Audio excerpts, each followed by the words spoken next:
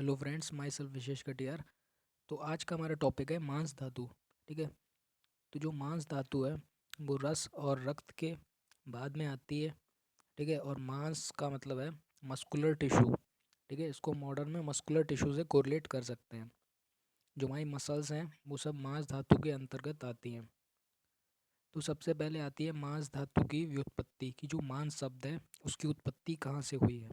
तो इसकी व्युत्पत्ति है, मांस शब्द की व्युत्पत्ति मांग धातु से होती है। ठीक है। यानी कि जो मांग धातु है उससे मांस शब्द की व्युत्पत्ति होती है। और जिसका जो मांग धातु है उसका अर्थ है, जिसका अर्थ है माप या मापने योग्य, यानी मेजरमेंट, जिसको मापा जा सके, जो मापने योग्य हो। सप्त धातुओं में यह पहली धातु है जो घनत्व को प्राप्त हो मूर्त रूप में पाई जाती है। यानी कि ये मतलब डेंस होकर ये सॉलिड फॉर्म में पाई जाती है, जबकि इससे पहले जो सात धातुएं हैं, इससे पहले जो रस और रक्त आती हैं वो आपकी जो है द्रव रूप लिक्विड फॉर्म में पाई जाती हैं, जबकि जो मांस है वो सॉलिड फॉर्म में पाई जाती है, मूर्त रूप में पाई जाती है। मांस मूर्त रूप में प्राप्त होती है, अतः इसका मापन आसान है। कोई चीज़ अगर सॉलिड होती है तो उसका जो मेज़रमेंट है वो आसान हो जाता है।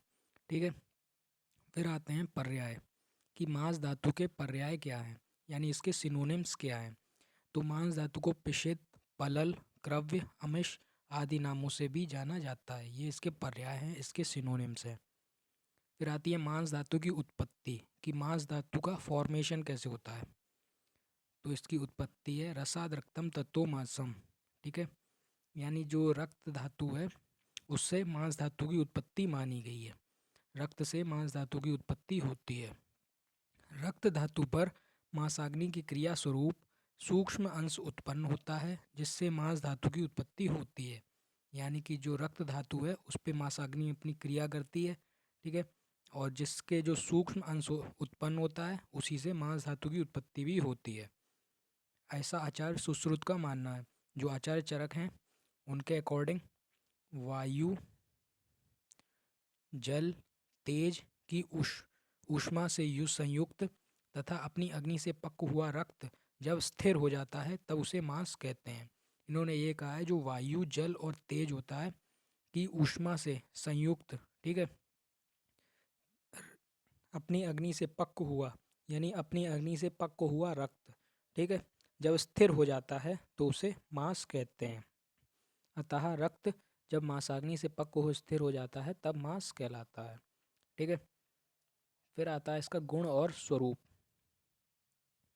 गुण एवं स्वरूप। तो मांस धातु में पार्थिव महाभूत की अधिकता आचार्यों ने बताई है, कि इसमें जो पार्थिव अंश है उसकी अधिकता होती है, यानी पार्थिव महाभूत बाहुल्य मांस धातु होती है। चक्रपाणि ने मांसे पार्थिवम कहा है। ठीक है। और डल्लर ने मांसे तु पार्थिवा कहा है, यानी कि दोनों आचार्यों ने ही जो मांस धातु है उसे पृथ्वी महाभूत की अधिकता वाला बताया है। मांस धातु शरीर में पेशियों के रूप में विद्यमान रहती है। पेशी मतलब होता है मसल्स। ठीक है। तो मांस धातु जो है वो शरीर में, हमारी बॉडी में मसल्स के रूप में प्रेजेंट रहती है, जिसका वर्णन डल्लर ने इस प्रकार किया है। जो आचार्य डल्लर है उसका वर्णन उन्होंने इस प्रकार किया है। मांसा अवयव संघाता परस्परम विभक्ता पेशी इत्युच्यते। ठीक है। इसका मतलब है मांस अवयव जब परस्पर विभक्त होते हैं तब पेशी कहलाते हैं। विभक्त का मतलब होता है अलग अलग होना। ठीक है। जो मांस अवयव होते हैं, मांस के जो पार्ट्स होते हैं, वो जब अलग अलग हो जाते हैं, विभक्त हो जाते हैं, तब पेशी की रचना करते हैं। शरीर में मांस पेशी के रूप में स्थिर रहता है। ठीक है। जो शरीर में मांस है वो पेशी के रूप में स्थिर रहता है। फिर आता है मांस धातु के स्थान।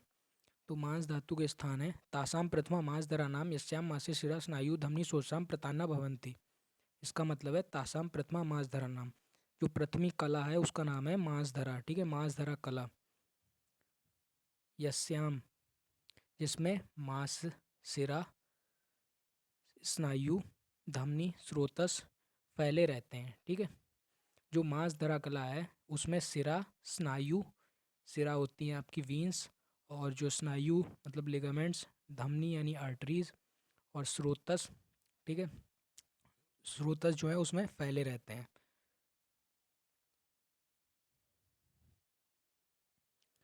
ठीक है। तो आचार्य सुश्रुत ने प्रथम मांस धरा कला वर्णित की है उन्होंने कहा है 7 कलाओं में से प्रथम मांसधरा नामक कला है, जिससे सिरा, स्नायु, धमनी और स्रोतों की शाखाएं होती हैं। और यहाँ पर एक एग्जाम्पल देकर उन्होंने फिर से समझाया है कि भूमि पर कीचड़ और जल में रहने वाले विष तंतु मृणाल, यानी जैसे कमल नाल होती है तो वो कीचड़ और जल में उत्पन्न होती है, ठीक है, और चारों ओर बढ़ती है, ठीक है। उसी प्रकार जो सिरा, स्नायु, धमनी, स्रोतस हैं वो मांसधरा कला में चारों ओर फैलते हैं या चारों ओर बढ़ते हैं, ठीक है। जैसे कि किसी जलाशय में या किसी में जो कीचड़ में जो कमल उगता है तो उसमें जो कमल नाल होती है तो वो चारों ओर फैल जाती है, वैसे ही जो सिरा, स्नायु, धमनी और स्रोतस हैं ये 4 चीज़ें ये मांसधरा कला में वैसे ही फैलते हैं। फिर आता है मांस धातु के कर्म, किसके फंक्शन क्या हैं।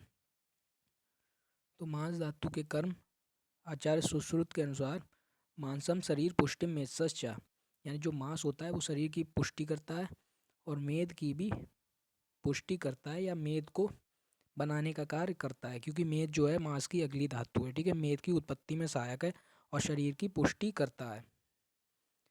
अष्टांग संग्रह के अनुसार ये है देह लेप मल मेदा पुष्टि अभिर मांसम, ठीक है।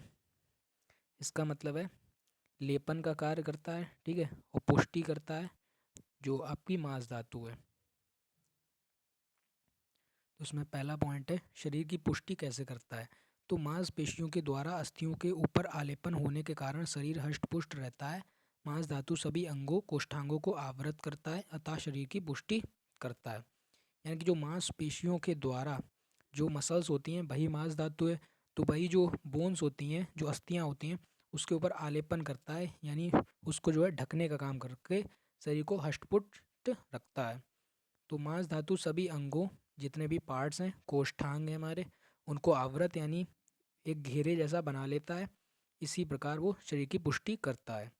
फिर आता है मेद पुष्टि। मेद की पुष्टि कैसे, मांस की उत्तर धातु मेद है अतः मेदाग्नि जब मांस धातु के सूक्ष्म अंश का परिपाक करती है तब मेद की उत्पत्ति होती है, क्योंकि मेद जो है वो नेक्स्ट धातु है, उत्तरोत्तर धातु है मांस धातु की, तो जो मांस धातु है वो मेद धातु का निर्माण करती है। थर्ड पॉइंट है अस्थिन्यालंबनम, यानी मांस का जो मुख्य कर्म है वो आलेपन करना है। वो अस्थि यानी जो बोन्स होती हैं, संधि यानी जॉइंट्स, स्नायु यानी लिगामेंट्स, सिरा जो आदि हैं यानी वींस, तो उनका आलेपन उनको ढकने के साथ साथ मांस धातु अस्थि संधि आदि को आलंबन यानी आश्रय यानी सहारा देने का काम करता है। इस तरह मांस धातु शरीर को स्थिर रखता है। फिर खा मलोत्पत्ति। खा का मतलब होता है आकाश, ठीक है। खा अर्थात आकाशीय स्थलों यानी कर्ण यानी कर्ण, पत, नासा आदि का मल, जिसे खमल कहते हैं, मांस धातु के वो मल हैं, ठीक है। फिर आते हैं मांस क्षय के लक्षण। यदि किसी के शरीर में मांस का क्षय हो जाए तो उसमें क्या लक्षण दिखाई देंगे। मांस क्षय विशेषण स्फिग ग्रीवो उदर शुष्कता, यानी किसी व्यक्ति में अगर मांस का क्षय हो गया तो विशेष तौर पर स्फिग स्फिग प्रदेश, ग्रीवा यानी नेक रीजन, उदर यानी एब्डोमिनल रीजन में शुष्कता मिलेगी, ठीक है। यानी मांस क्षय होने पर विशेषता स्फिग यानी नितंब प्रदेश, ग्रीवा और उदर में शुष्कता आ जाती है, ठीक है। तो ये जो है मांस धातु के क्षय के लक्षण हैं। इसके बाद में आता है गंड, ठीक है, उपस्थ, उरु, वक्ष, पिंडिका में भी शुष्कता पाई जाती है अगर मांस धातु का क्षय होगा। शरीर में रुक्षता हो जाती है और संधियों में वेदना यानी जॉइंट्स पेन और धमनी शैथिल्य, ठीक है, धमनियाँ जो हैं वो शिथिल हो जाती हैं। फिर आता है मांस वृद्धि के लक्षण। अगर मांस धातु की शरीर में वृद्धि हो गई तो क्या लक्षण दिखाई देंगे। मांसम स्फिग गंडोष्ठो उपस्थो उरु बाहु जंघासु वृद्धिम गुरु गात्रताम चा, ठीक है। यानी कि मांस धातु की अगर वृद्धि हो गई तो स्फिग यानी नितंब प्रदेश, गंड, ठीक है, यानी गले, ओष्ठ यानी ओंठ और उपस्थ यानी पेनिस, उरु यानी थाई रीजन, बाहु यानी जो बाहें होती हैं और जंघा, ठीक है, जो जंघा प्रदेश है उनकी क्या होगी, वृद्धि होगी अगर मांस धातु बढ़ जाती है। और शरीर में क्या है, गुरुपन होगा, भारी हो जाएगा शरीर, ठीक है, गुरु गात्रता, शरीर जो है वो भारी हो जाएगा। और इसके अतिरिक्त भी कुछ लक्षण मिलते हैं मांस वृद्धि के, जैसे गलगंड, गंडमाला, अर्बुद, ग्रंथि रोग, तालु रोग, जिव्या रोग और कंठ रोग। फिर आता है मांसाहार पुरुष के लक्षण। ठीक है, कि अगर किसी व्यक्ति में बिल्कुल समान मात्रा में अगर मांस है जितना होना चाहिए एक नॉर्मल बॉडी में, तो उसके क्या लक्षण होंगे। अच्छिद्र गात्रम गूढ़ास्थि संधि मांसोपचितस् मांसेन। ठीक है, यानी छिद्र ना हो शरीर में। ठीक है, यानी शरीर में कहीं भी छिद्र ना हो, कहीं भी न्यूनता ना हो, कहीं भी जैसे गड्ढे टाइप के शरीर में ना दिखाई पड़े। ठीक है, अच्छिद्र गात्रम गूढ़ास्थि संधि, शरीर जो अस्थि और संधि हो वो काफ़ी गूढ़ हो, यानी अंदर की तरफ हो, यानी मांस से काफ़ी ज़्यादा ढकी हुई हो। ठीक है, शरीर भरा हुआ हो, इसके अतिरिक्त अस्थि तथा संधि मांस से ढकी हुई हो। मांसोपचितश्च मांसेन। ठीक है, मांस से शरीर पुष्ट हो उसे मांसाहार कहते हैं। ठीक है, तो ये थे आपके मांसाहार पुरुष के लक्षण, और इसी के साथ जो आपकी मांस धातु है वो पूरी होती है।